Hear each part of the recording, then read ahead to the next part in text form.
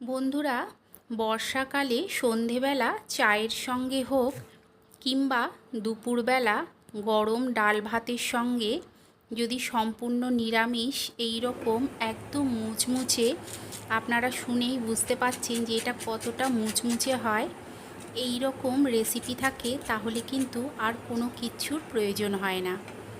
আর আজকের এই রেসিপিটা কিন্তু সম্পূর্ণ নিরামিষ। যে কোনো নিরামিষ দিনেই আপনারা এটা বানিয়ে নিতে পারবেন। তাহলে চলুন দেরি না করে দেখে নেওয়া যাক যে আজকের রেসিপিটা আমি কিভাবে বানাই। এটা বানানোর জন্য এখানে আমি দুটো আলু নিয়েছি। দুটো আলুই লাগবে। আপনারা যদি বেশি পরিমাণে বানান সেক্ষেত্রে আলুর পরিমাণটা বাড়িয়ে দিতে পারেন। একটা গ্রেটার নিয়েছি। গ্রেটারের যেই দিকটা মিডিয়াম দিক সেই দিকটা দিয়ে আলুটাকে ঘষে নিতে হবে। একদম সরু দিকটা কিংবা একদম যে মোটা দিকটা, দুটোর একটাও নেবেন না, যেটা মিডিয়াম দিক সেই দিকটা দিয়ে সম্পূর্ণ আলুটাকে গ্রেট করে নিতে হবে। শুধুমাত্র দুটো আলু দিয়ে এই পকোড়া খেতে যে এত সুন্দর হয়, যতক্ষণ না আপনারা বানিয়ে খাচ্ছেন বুঝতে পারবেন না। দেখুন, সমস্ত আলুগুলোকেই আমি জলে ভিজিয়ে রেখেছি যাতে এটা কালো না হয়ে যায়। 2-3 বার জল পাল্টে ধুয়ে এখানে একটা বড় বাটিতে নিয়ে এর মধ্যে দিয়ে দিচ্ছি বড় চামচের 1.5 চামচ বেসন, আর দিয়ে দিচ্ছি চালের গুঁড়ো। 2 চামচের মতো চালের গুঁড়ো দিলাম। দিয়ে দিলাম স্বাদ অনুযায়ী লবণ, হলুদ, আর এর সঙ্গে দিয়ে দেব লঙ্কার গুঁড়ো। সঙ্গে দেখুন দিয়ে দিচ্ছি অল্প একটু গোটা জিরে।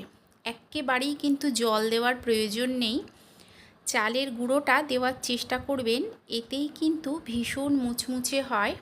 সমস্ত কিছুকে দেখুন আমি মেখে নিচ্ছি। লবণ দেওয়ার কারণে আলুর থেকে কিছুটা জল বের হবে, তাতেই কিন্তু এটা খুব ভালো মতো মাখা হয়ে যাবে।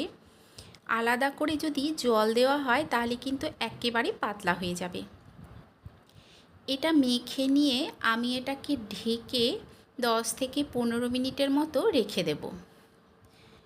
15 মিনিট পর আমি আপনাদের দেখাচ্ছি। দেখুন কতটা নরম হয়ে গেছে, আলুর থেকে জল বের হয়ে। অন্যদিকে একটা কড়াইতে আমি কিছুটা সর্ষের তেল আগের থেকে গরম বসিয়ে দিয়েছি। আপনারা চাইলে সাদা তেল দিয়েও ভাজতে পারেন। একটা একটা করে নিয়ে ঠিক এই রকমভাবে বড়াগুলোকে দিয়ে নিতে হবে। এই বড়া সন্ধেবেলা চায়ের সঙ্গে, মুড়ির সঙ্গে যেমন খেতে ভালো লাগে, দুপুরবেলা গরম ডাল ভাতের সঙ্গেও খেতে কিন্তু ভীষণ ভালো লাগে আর ভীষণ মুচমুচেও হয়।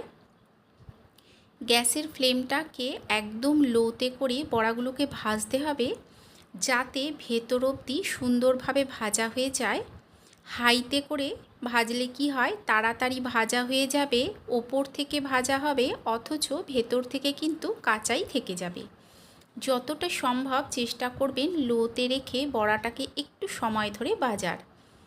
আপনাদের যদি এই রেসিপিটা ভালো লেগে থাকে একটা লাইক করে দেবেন, শেয়ার করে দেবেন, কমেন্ট করে জানাবেন যে কেমন লাগলো।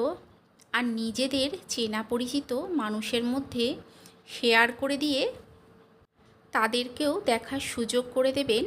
আর চ্যানেলটাকে অবশ্যই সাবস্ক্রাইব করে দিয়ে পাশে থাকা বেল আইকনটা প্রেস করে দেবেন। এতে কি হবে, আমি যখন কোনো নতুন ভিডিও আপলোড করব নোটিফিকেশন সবার আগে আপনার কাছে পৌঁছে যাবে। বাদবাকি যে ব্যাটারটা আছে সেটার থেকে নিয়ে একই রকমভাবে ভেজে নিতে হবে। অনেক সময় কিছু মানুষ আছেন যারা কিন্তু পেঁয়াজ রসুন একেবারেই খায় না। পেঁয়াজ ছাড়া আপনারা যদি শুধুমাত্র আলু দিয়ে তাদেরকে এইভাবে বড়া বানিয়ে দেন, দেখবেন যে তারাও ভীষণ পছন্দ করে খাচ্ছে। আবার আপনারা যারা নিজেরাও কেউ কেউ আছেন পেঁয়াজ রসুন খান না, এইভাবে বানিয়ে খেয়ে দেখবেন, খেতে ভীষণ সুন্দর হয়। দেখুন সমস্ত বড়াগুলোকে আমি ভেজে নিয়েছি। আপনারা অবশ্যই একবার এইভাবে বানিয়ে খাবেন, আশা করছি আপনাদেরও ভালো লাগবে। তাহলে চলুন দেখা হচ্ছে আরও একটা নতুন ভিডিও নিয়ে।